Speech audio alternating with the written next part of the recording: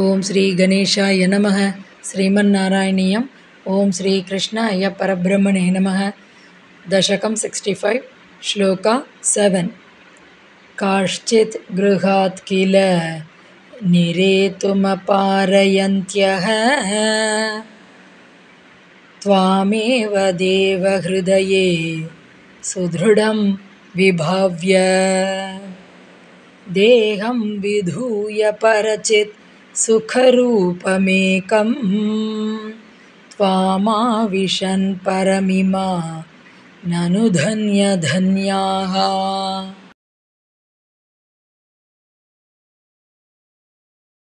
Word by word meaning.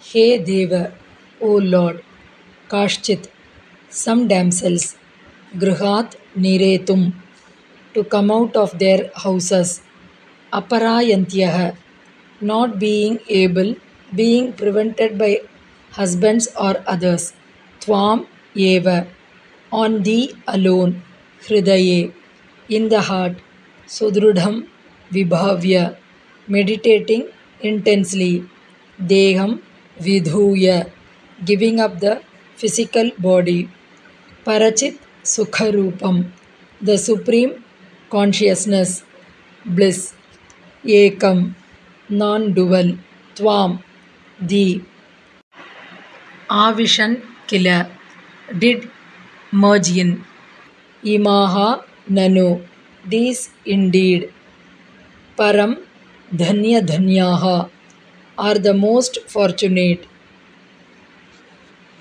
Full meaning. O Lord, some damsels who were not able to come out of their houses, being prevented by husbands or others, meditated on thee intensely and, giving up the physical body, merged in thee, the non-dual supreme consciousness bliss. They indeed are the most fortunate. Om Tat Sat.